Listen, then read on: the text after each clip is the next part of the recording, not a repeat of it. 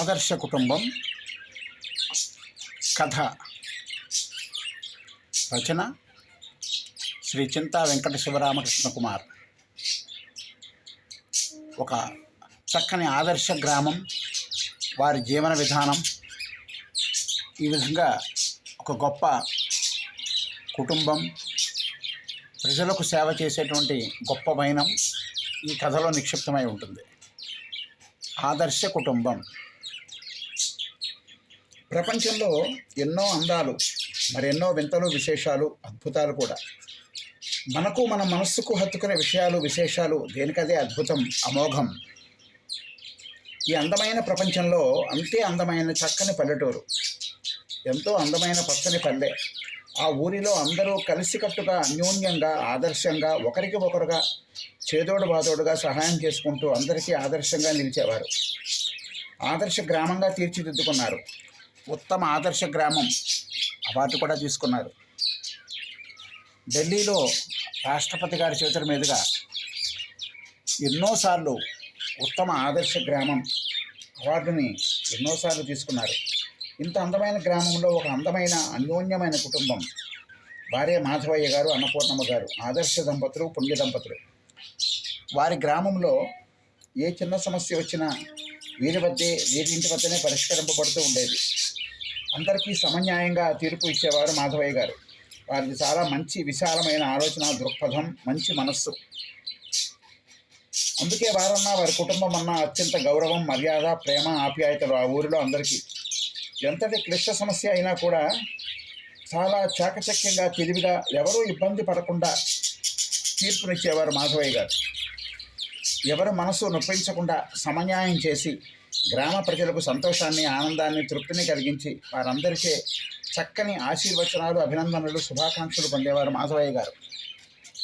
చివరకు ఆస్తి తగాదాలలో జటిలమైన సమస్య ఉన్నప్పటికీ కూడా అవి ఎప్పటికీ పరిష్కారం కాకపోతే అవతల పార్టీకి తన ఆస్తులను, ధనాన్ని కూడా కొంచెం కూడా ఆలోచించకుండా త్యాగం చేసే త్యాగశీలి మాధవయ్య గారు. గ్రామ ప్రజల దృష్టిలో ఆయన ఒక దేవుడు. వారి ఇల్లే దేవాలయం. వారి కుటుంబాన్ని ప్రాణానికి ప్రాణంగా ప్రేమించి అభిమానించేవారు ఆ గ్రామ ప్రజలు. వారి ఆదర్శ దాంపత్యానికి గుర్తుగా వారికి ఒక అమ్మాయి ప్రేమలత, ఇద్దరు అబ్బాయిలు రఘురాం, కార్తికేయ. ముగ్గురు పిల్లలు చదువులో కానీ, మంచి మనసులో కానీ, మంచి నడవడికలో కానీ బంగారు కొండలు, సరస్వతీ పుత్రులు. తల్లిదండ్రుల ఆశయాన్ని నిలబెట్టడానికి చాలా కష్టపడి నిజాయితీగా చదువుకున్నారు. వీరి ముగ్గురిని చూసి ఆ ఊరిలో చాలామంది వీరిని ఆదర్శంగా తీసుకొని చాలామంది వారి పిల్లల్ని బాగా చదివించారంటే ఆ కుటుంబం యొక్క ప్రభావం, వారి మంచితనం ఊరిలోని అందరి మీద ఎంతగా ఉందో అర్థమవుతోంది. ఇంతటి వారు ఇటువంటి మనకి కనిపించే అరుదుగా కనపడుతూ ఉంటారు. ఇటువంటి చక్కని నేపథ్యం ఉన్న కుటుంబం ఉన్నవారు, ఇంతటి ఆదర్శవంతులు చాలా తక్కువగా కూడా ఉంటారు. మాధవయ్య గారి కుటుంబాన్ని, భార్యాభర్తల అన్యోన్యతని చూసి ఆ ఊరిలో భార్యాభర్తలు తగవలాడుకునేవారు కాదట. వారి పిల్లలు ఉన్నతంగా చదువుకొని ప్రయోజకులు అవుతున్నారు. వారి ఆదర్శ కుటుంబం గురించి చుట్టుపక్కల 20 గ్రామాల్లో గొప్పగా చెప్పుకునేంతగా వారి మంచితనం, త్యాగంతో పేరు తెచ్చుకున్నారు మాధవయ్య గారు. మాధవయ్య గారికి 200 ఎకరాల మాగాణి నేల, 200 ఎకరాల మెట్టభూమి, 100 ఎకరాల కొబ్బరి తోట, 100 ఎకరాల పండ్ల తోటలు, 100 ఎకరాల కూరగాయల తోటలు, 500 ఎకరాల పూల తోటలు. ఇలా చెప్పుకుంటూ పోతే ఆయన ఆస్తిపాస్తులు అపారమైనవే. వారి మనసులాగానే ఆయన గారు చాలా పెద్ద మోతుపరి, బాగా ఉన్న మోతుపరి, ఆసామి. అయినా కొంచెం కూడా గర్వము, అహంకారం, స్వార్థము లేవు. ప్రజలందరినీ కన్నబిడ్డలుగా, ఇంట్లో మనుషులుగా భావించి అందరికీ ఉచితంగా పండ్లు, కూరగాయలు, పువ్వులు, ధాన్యం అన్నీ ఉదారంగా ఇచ్చేసేవారు. ఏ స్వార్థము లేకుండా ఉదార స్వభావంగా ఉండటమే అన్ని వర్గాల ప్రజలను ఆయనకి దేవుడిగా మార్చివేశాయి. ప్రతి పండగకి, పబ్బానికి ఊరందరికీ అన్నదానం చేసేవారు, బట్టలు పెట్టేవారు. అంటే పండగ వస్తే ఏ ఇంట్లోనూ పొయ్యి వెలిగించేవారు కాదట. అంతటి ధర్మాత్ముడు మాధవయ్య గారు. అంతే గొప్ప తల్లి ఆయన గారి భార్య అన్నపూర్ణమ్మ గారు. ఏ విషయానికి ఆవిడ అడ్డు పెట్టేవారు కాదట. భర్తతో పాటే భార్య అడుగుజాడ, ఆయన మాటే బాటే ఆమెకు వేదవాక్కు. అన్నపూర్ణమ్మ గారు నిజాయితీకి మారుపేరుగా ఉండేవారు. ఆమె ఆదర్శ గృహిణి, ఉత్తమ ఇల్లాలు, ఆ ధర్మపత్ని. ఈ కాలంలో అటువంటి ఆమె ఎక్కడ వెతికినా కనిపించదు. ఆమె భర్తతో ఇది కాదు, అది కాదు అని ఏనాడు తర్కించేది కాదట. అంతటి అవకాశం కూడా ఉండేది కాదట. అంత నిజాయితీగా న్యాయంగా ఉండేది మాధవయ్య గారి ప్రతి నిర్ణయం, ప్రతి ఆలోచన. ఆయన నిర్ణయమే ఆఖరి నిర్ణయంగా ఉండేది ఎప్పుడు. ఈ విధంగా సాఫీగా హాయిగా సాగిపోతోంది మాధవయ్య గారి కుటుంబం. వారితో పాటే ఆ చక్కని చిక్కని పల్లెటూరు, అక్కడి ప్రజలు. మాధవయ్య గారు పెద్ద ఆసామి మోతుబరి అయినా కూడా పొలాలు తోటలు వ్యవహారాలు చూసుకోవడానికి మంచి నమ్మకమైన పనివారిని పెట్టుకున్నారు. అందరూ ఆయన మీద గౌరవంతో నమ్మకంగా పనిచేసేవారు. ఎక్కడా ఏ పొరపాటు రానివ్వకుండా జాగ్రత్త పడేవారు. మాధవయ్య గారు కూడా పనివారి మీద దాష్టికం చేయకుండా ఎంతో ప్రేమగా మర్యాదగా చూసుకునేవారు. వారికి పనిలో కొంత వెసులుబాటు ఇచ్చేవారు, స్వతంత్రం ఇచ్చేవారు. అందువల్ల ప్రతి ఒక్కరూ ఎంతో ఇష్టంగా ఆయన దగ్గర పనిచేసేవారు. సమయానికి జీతాలు ఇచ్చేవారు. అందువల్ల ఆయన దగ్గర పనిచేసే వారికి డబ్బుకి ఏ ఇబ్బంది ఉండేది కాదు. పండుగలకి పబ్బాలకి 2 నెలల జీతం ముందే ఇచ్చేసేవారు. అందరూ కడుపు నిండా భోజనం చేసేవారు. మాధవయ్య గారు ఆ ఊర్లో బడులు, దేవాలయాలు కట్టించారు, చెరువులు తెరపించారు, చలివేంద్రాలు పెట్టారు, దారి పొడవునా చెట్లు నాటించారు, పెద్ద పెద్ద ఆసుపత్రులు కట్టించారు. అక్కడ పేద ప్రజలకు ఉచితంగా వైద్యం చేయించేవారు. మంచి మంచి డాక్టర్ని పట్టణం నుంచి తీసుకువచ్చి నాణ్యమైన వైద్యం చేయించేవారు. దానికి ఎంత ఖర్చు అయినా ఆయనే భరించేవారు. కొత్త కొత్త పరికరాలు తెప్పించేవారు. ఎన్ని రకాల ఆధునిక వసతులు కల్పించి పేదవారు పట్టణం వెళ్ళే అవకాశం లేకుండా అన్ని రోగాలకి ఇక్కడే వైద్యం అందుబాటులో ఉండే విధంగా ఏర్పాట్లు చేశారు. పేదవారికి ఆయన దేవుడే. నిజంగా అంత త్యాగం చేసేవారు మాధవయ్య గారు.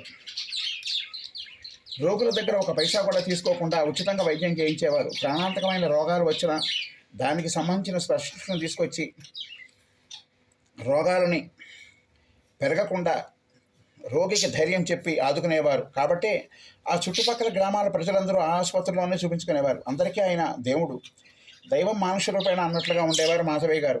ఆ గ్రామాల ప్రజలందరికీ అందరూ కూడా వారికి ఎంతో రుణపడిపోయారు. ప్రాథమిక స్థాయి నుండి పెద్ద చదువుల వరకు ఆ ఊర్లో మాధవయ్య గారు పెద్ద స్కూల్ కట్టించారు. పేదలకి సామాన్యులకి ఉచితంగా వైద్యం చదువు చెప్పించారు. కాలేజీలు కూడా కట్టించారు. లేని వారికి ఆర్థిక స్తోమత అంతగా లేని వారికి, పేదవారికి, పిల్లలకి స్కాలర్షిప్లు ఇచ్చి మరీ చదువుకోవడానికి వచ్చే విధంగా ప్రోత్సహించేవారు. ఈ స్కాలర్షిప్ల వల్ల అందరూ ఆశతో స్కూళ్ళకి పిల్లల్ని పంపేవారు. ఊర్లో అందరూ చదువుకోవాలన్నది వాళ్ళ ఆకాంక్ష. చదువు రానివాడు ఆ పల్లెలో ఉండకూడదనేది ఆయన అభిమతం. చక్కని మంచి ఉపాధ్యాయులను, నిష్ణాతులను, లెక్చరర్స్ని పెద్ద పెద్ద జీతాలు ఇచ్చి పట్టణం నుంచి రప్పించి అక్కడ వారికి ఉండేందుకు వారికి ఇల్లు కట్టించి టీచర్స్ కాలనీగా ఏర్పాటు చేసి అన్ని విధాల ఏర్పాట్లు చేశారు. ప్రతి పండగకి గుడిలో ఉత్సవాలు చేసేవారు. ఊరంతా ఉత్సవాలకు తరలి వచ్చేవారు. ఆ సందడి, ఆ పండుగ వాతావరణం ఎంతో కన్నుల పండుగగా ఉండేది. టపాసుల మోతలు, డప్పుల మోతలు, మంగళ వాయిద్యాల మోతలతో ఊరంతా దద్దరిల్లిపోయేది. ఆ సందడిలో దేవుడు ఊరేగింపు నభూతో నభవిష్యత్ అన్నట్లుగా ఉండేది. ఉత్సవమూర్తులు కోటి సూర్య ప్రభలతో వెలిగిపోతూ ఉండేవారు. ఎక్కడా ఎటువంటి గొడవలు, తగాదాలు, ఎక్కువ తక్కువలు ఉండేవి కాదు. అందరూ సోదరభావంతో ఒకరికొకరు సహాయం చేసుకుంటూ ఉత్సవాలన్నీ గొప్పగా వైభవంగా జరిపించేవారు. మొత్తం ఖర్చంతా మాధవయ్య గారిదే. ఇంకా అద్భుతం ఏమంటే రథోత్సవం చూడడానికి 2 కళ్ళు చాలమంటే నమ్మండి, అంత గొప్పగా ఉండేది రథోత్సవం. వేల మందికి అన్నదానం చేసేవారు. రకరకాల పిండి వంటలతో ఘుమఘుమలాడిపోతూ ఉండేవి వంటకాలు. ప్రత్యేకంగా ఏరికోరి నిపుణులైన వంటవాళ్ళని తెప్పించేవారు. అక్కడ కులమతాలు లేవు. ఉన్నవాడు లేనివాడు అనే భేదమే లేదు. అందరూ సమానమే.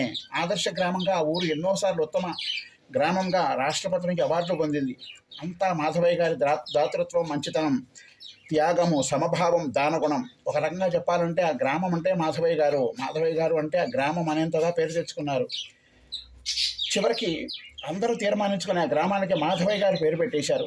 ఇప్పుడు ఆ ఊరి పేరు మాధవయ్య గారి పల్లె అని పేరు పెట్టుకున్నారు గౌరవంగా. మాధవయ్య గారి పొలాల్లో 100 ఎకరాలు గోవిందయ్య అనే పెద్ద రైతు చూసుకునేవాడు. దాని బాగోగులు, మంచి చెడులు అతనే చూసేవాడు. మరొక 100 ఎకరాలు గౌరయ్య అనే మరో పెద్ద రైతు చూసుకునేవాడు.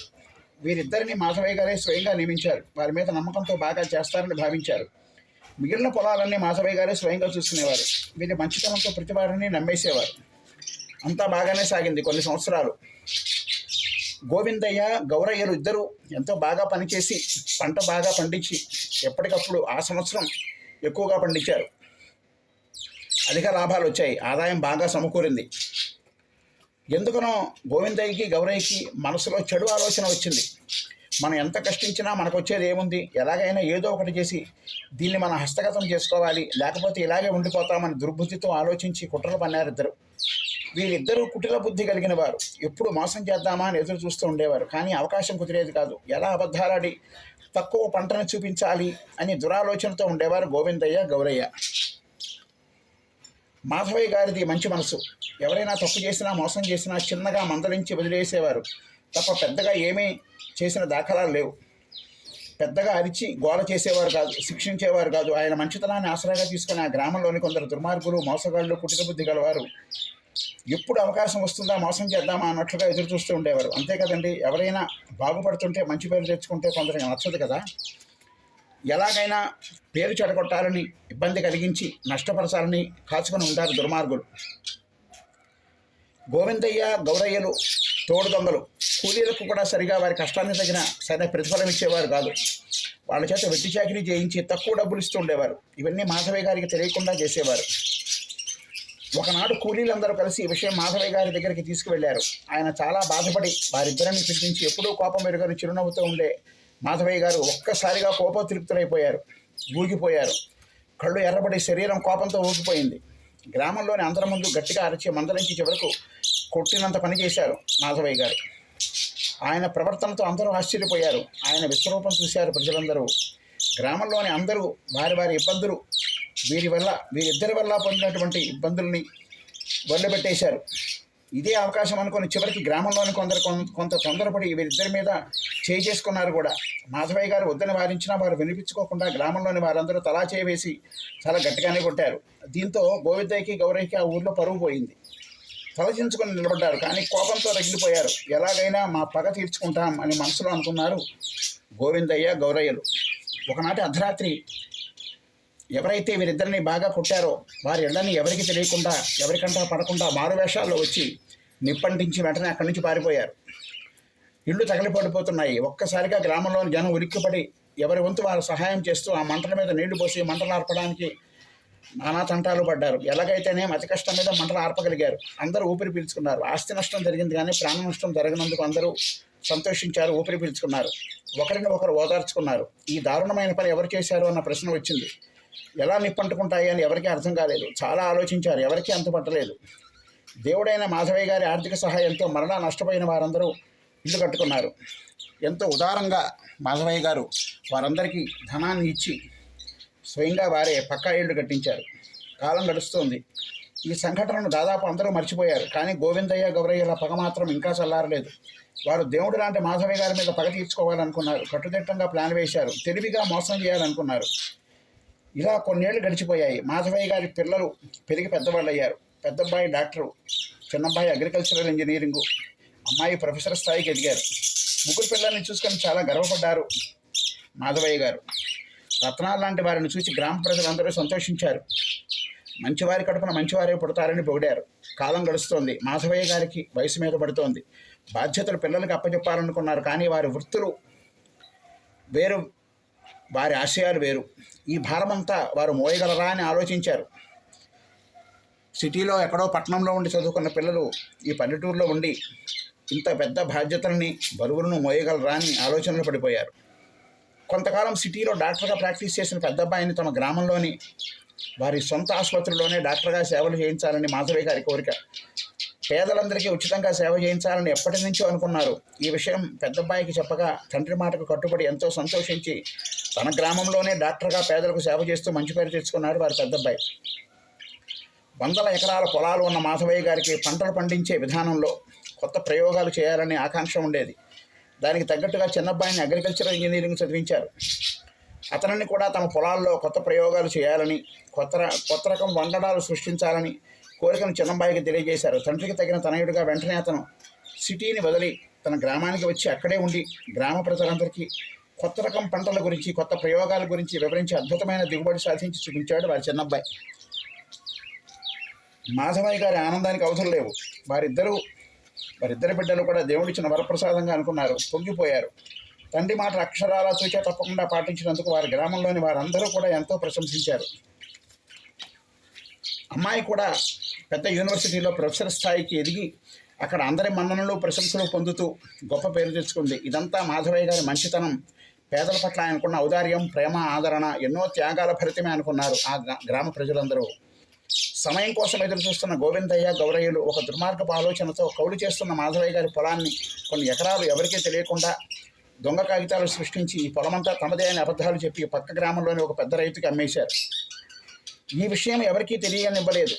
కాలం గడిచిపోతోంది. పంట డబ్బులు సరిగా లెక్క చెప్పకపోయేసరికి అనుమానం వచ్చి ఆరా తీయగా పొలాన్ని వేరొకరికి అమ్మేసినట్లు తెలిసింది. అప్పటికే మోసగాళ్ళు ఇద్దరు చాలా సంపాదించి బాగా కూడబెట్టారు. పొలాలు, ఇళ్ళు, స్థలాలు, కార్లు, లారీలు ఇలా అన్నింటినీ కొనేశారు. ధనవంతులైపోయారు. ఈ హఠాత్ పరిణామానికి కుగ్గిపోయిన మాధవయ్య గారి పిల్లల్ని పిలిచి ఏం చేద్దామని సమాలోచన చేశారు. ఈ దుర్మార్గులిద్దరిని ఏం చేయాలి? వీరు చాలా తెలివిగా ఎవరికీ దొరకకుండా మోసం చేశారు. బయటపడితే ఆయన పరుగు పోతుంది, ముళ్ళును ముళ్ళుతోనే తీయాలి అని ఆలోచించి పథకం వేశారు. ఊరిలోని కొందరు పెద్దలతో సమాలోచన చేసి చాలా జాగ్రత్తగా కుట్రను ఛేదించాలనుకున్నారు మాధవయ్య గారు. పోలీసులు కోర్టులో కేసులు వేస్తే వారి గౌరవానికి భంగం కలుగుతుందని కొంతమంది సలహాతో వేరే విధంగా కుట్రను ఛేదించాలనుకున్నారు. కానీ గోవిందయ్య చేసిన పనికి అతని భార్యా పిల్లలు తీవ్రంగా వ్యతిరేకించారు, ఖండించారు, తిరగబడ్డారు, కొట్లాడారు. మాధవయ్య గారు లాంటి మంచివారిని మోసం చేయకుండా ఉండాల్సింది అని పూర్తిగా వ్యతిరేకించారు. గోవిందయ్య పిల్లల్ని బాగా చదివించాడు. చిన్నప్పటి నుంచి మాధవయ్య గారి పిల్లలు గోవిందయ్య పిల్లలు స్నేహితులుగా ఉండేవారు. ఆ స్నేహం పెద్ద అయిన తర్వాత కూడా కొనసాగింది. అక్కడే ఒకరికొకరు ఇష్టపడటం, ప్రేమించుకోవడం జరిగింది. ఈ విషయం ఎవరికీ తెలియనివ్వలేదు. ఇప్పుడు సమయం వచ్చింది. తన తండ్రికి బుద్ధి చెప్పాలనుకుంది గోవిందయ్య కూతురు. ఆమె చాలా తెలివైనది, చదువుకున్నది, మంచి మనసున్నది. తను మాధవయ్య గారి పెద్ద అబ్బాయిని ప్రేమించానని, ఇద్దరం ఒకరంటే ఒకరు ఇష్టపడుతున్నామని, కొంచెం తొందరం పడటం వల్ల ఇప్పుడు తాను గర్భవతినని, ఏం చేయాలో తెలియటం లేదని, నువ్వు వాళ్ళ పొలాన్ని అక్రమంగా వేరొకరికి అమ్మివేయటం వాళ్ళ అబ్బాయికి తెలిసి మోసాన్ని తట్టుకోలేక వారి పెద్దబ్బాయి ఇప్పుడు ఈ గర్భానికి నాకు ఏ విధమైన సంబంధం లేదని దిక్కున్న చోట చెప్పుకోమంటున్నాడని ఏడుస్తూ గోవిందయ్యకి తెలియజేసింది. దీంతో కూతురుని చూసి హడలిపోయాడు గోవిందయ్య. తాను చేసిన మోసం కళ్ళ ముందు కనపడింది. కంగారు పడిపోయాడు. ఏం చేయాలో తోచలేదు. ఎవరు తీసిన గోతులో వారే పడతారన్న సామెత గుర్తుకు వచ్చింది గోవిందయ్యకి. కూతురంటే గోవిందయ్యకి పంచప్రాణాలు. ఈ హఠాత్ పరిణామంతో బాగా కుంగిపోయాడు. ఊరిలో తెలిస్తే పరుగు పోతుంది, అందరూ హేళన చేస్తారు, ఇది తట్టుకోలేక అమ్మాయి ఏమైనా అఘాయిత్యం చేసుకుంటే నేను బ్రతకను అని పలు విధాలుగా ఆలోచించాడు గోవిందయ్య. అదీ కాక అభాషణ చేయిస్తే ఊరిలో అందరికీ తెలిసిపోతుంది. ఎలాగని ఏ ముఖం పెట్టుకుని మాధవయ్య గారి దగ్గరికి వెళ్ళి అడుగుతాను? ఒక పక్క అతను పెద్ద కుట్ర చేసి మోసం చేయడం వల్ల ముఖం చెల్లదు. ఇప్పుడు ఏం చేయాలి? సతమతమైపోయాడు గోవిందయ్య. కూతురేమో అతన్నే పెళ్లి చేసుకుంటానని భీష్మించుకొని కూర్చుంది. మాధవయ్య గారి కుమారుడు సస్యమిరా అంటున్నాడు. ఏమి చేయాలి? ఈ కఠిన సమస్యకి పరిష్కారం ఏమిటి అని తీవ్రంగా ఆలోచించసాగాడు గోవిందయ్య. అప్పుడు ఊరిలో కొంతమంది తన స్నేహితులతో ఈ విషయాన్ని తెలియజేశాడు. వారందరూ ఒక్కసారి ఉలిక్కిపడ్డారు. ఎంత పని జరిగింది? ఇప్పుడు ఏం చేద్దామని అనుకున్నారు అందరూ. అప్పుడు కొంతమంది చేత రహస్యంగా రాయబారం నడిపాడు గోవిందయ్య. కానీ ఏమీ లాభం లేదు. కాలం గడిచిపోతోంది. అతనికి తిండి, నిద్ర దూరమయ్యాయి. క్షీణించిపోయాడు. ఆసుపత్రిలో చేరాడు. అక్కడ మనశ్శాంతి లేదు. గతంలో తాను చేసిన పాపాలన్నీ తలుచుకొని పశ్చాత్తాపడ్డాడు. చాలా బాధపడ్డాడు. తప్పు జరిగిందని కుమిలిపోయాడు. ఇంటికి తిరిగి వచ్చాడు. ఒకనాడు కొందరు పెద్దలతో సమాలోచన చేస్తే వారు రహస్యంగా మాధవయ్య గారిని, వారి అబ్బాయిని కలిసి మాట్లాడారు. చివరికి ఒక నిర్ణయానికి వచ్చారు. గతంలో తాను మోసంతో అమ్మేసిన పొలం మొత్తం మాధవయ్య గారి పేరు మీద రిజిస్ట్రేషన్ చేస్తేనే ఈ వివాదం సద్దుమణుగుతుంది, పిల్లల వివాహం జరుగుతుందని ఖచ్చితంగా చెప్పేశారు. అంతటా గోవిందయ్య హుటాహుటిన పొలాన్ని కొన్న రైతును కలిసి ఈ విషయమంతా తెలియజేసి అతన్ని అతి కష్టం మీద ఒప్పించి బ్రతిమలాడి బుజ్జగించి ఉన్న రేటు కన్నా ఎక్కువ రేటు ఇచ్చి పొలం మొత్తం మాధవయ్య గారి పేరు మీద రిజిస్ట్రేషన్ చేయించాడు గోవిందయ్య. అందరూ ఊపిరి పీల్చుకున్నారు. గోవిందయ్య తను చాలా తప్పు చేశానని, తనను క్షమించమని ఊరందరి సమక్షంలో మాధవయ్య గారి కాళ్ళ మీద పడి క్షమించమని ప్రార్థించాడు. తన కూతురు తన ప్రాణమని, తన కూతురికి అన్యాయం చేయొద్దని వెలవెలా ఏడ్చాడు. కుమిలిపోయాడు. లెంపలేసుకున్నాడు. మాధవయ్య గారి మనసు వెన్నపూస. గోవిందయ్య అంత పెద్ద తప్పు చేసినా మంచి మనసుతో క్షమించి ఓదార్చారు. నిజంగా ఆయన దేవుడు అన్నారు ఆ గ్రామ ప్రజలందరూ. అందరూ ఊపిరి పీల్చుకున్నారు. నిజంగా గోవిందయ్య కూతురు గర్భవతి కాదు. తండ్రికి బుద్ధి చెప్పాలని ఆలోచించి ధైర్యం చేసి తన శీలాన్ని కూడా తానే కించపరుచుకుని తండ్రికి గుణపాఠం నేర్పింది. చాలా మంచి మనసున్న అమ్మాయి. ఈ విషయంలో మాధవయ్య గారి పెద్దబ్బాయిని మరికొందరు సహాయంతో జాగ్రత్తగా ఈ కథ అంతటిని నడిపించింది. చివరకు కథ సుఖాంతమైంది. అమ్మాయి చేసిన పని మామూలుది కాదు. ఆమె చేసిన త్యాగానికి మాధవయ్య గారు, వారి కుటుంబ సభ్యులు, గ్రామ ప్రజలు ఎంతో సంతోషించారు, ఆశ్చర్యపోయారు. చివరికి ఇరు కుటుంబాల సభ్యులు సమ్మతంతో గ్రామ ప్రజల కోరిక మీదట మాధవయ్య గారి అబ్బాయికి, గోవిందయ్య కూతురికి అంగరంగ వైభవంగా ఎంతో ఘనంగా వివాహం జరిపించారు. చుట్టుపక్కల గ్రామాల ప్రజలందరూ వివాహానికి వచ్చి నూతన వధూవరులను ఆశీర్వదించి దీవించి విందు భోజనం చేసి మాధవయ్య గారిని పలు పలు విధాలుగా పొగిడి ప్రశంసించి మంచివారికి ఎప్పుడు మంచి జరుగుతుందని, మీరు నిండు నూరేళ్లు ఆయురారోగ్యాలతో ఐశ్వర్యంతో తులతోగారని దీవించి నమస్కరించి అందరూ సంతోషంగా వివాహ వేడుకను చూసి ఆనందించి ఆనందం నిండిన హృదయాలతో ఎవరి ఇళ్లకు వారు తిరిగి వెళ్ళిపోయారు. కథ సుఖాంతమైంది. కొత్త దంపతులు వారి ఆదర్శ దాంపత్యం గురించి ఊరంతా గొప్పగా చెప్పుకున్నారు. వారిని ఆదర్శంగా తీసుకోవాలనుకున్నారు. కాలం గడిచింది. సంవత్సరంలో వారికి కవల పిల్లలు పుట్టారు. ఒక అబ్బాయి, ఒక అమ్మాయి. ఆ కుటుంబ సభ్యుల ఆనందానికి అవసరం లేవు. కొంతకాలానికి రెండో అబ్బాయి వివాహం కూడా జరిపించారు మాధవయ్య గారు. వారికి 2 పిల్లలు పుట్టారు. మరికొంతకాలానికి అమ్మాయి వివాహం కూడా అయిపోయింది. ఆమె పనిచేసే యూనివర్సిటీలోని ప్రొఫెసర్తోనే వివాహం జరిపించారు. మొత్తానికి పిల్లల వివాహాలన్నీ అనుకున్న విధంగా జరిగిపోయాయి. వారికి 2 పిల్లలు పుట్టారు. ఈ విధంగా కొంతకాలానికి ఇల్లంతా పిల్లలతో సందడిగా మారిపోయింది. ఇక వారికి తిరుగులేదు. వారి జీవితం 3 పూలు 6 కాయలుగా సాగిపోయింది. ఈ విధంగా మాధవయ్య గారు మంచితనానికి మారుపేరుగా, ఆ ఊరంతటికి ఒక దేవుడుగా, త్యాగశీలిగా, సహృదయుడుగా, ఒక దేవుడుగా నిలిచిపోయి గ్రామ ప్రజలందరినీ తన కన్నబిడ్డలుగా చూసుకుంటూ తన శేష జీవితాన్ని ఆనందంగా తన బిడ్డలతో మనవళ్లతో సుఖంగా సంతోషంగా గడిపేశాడు.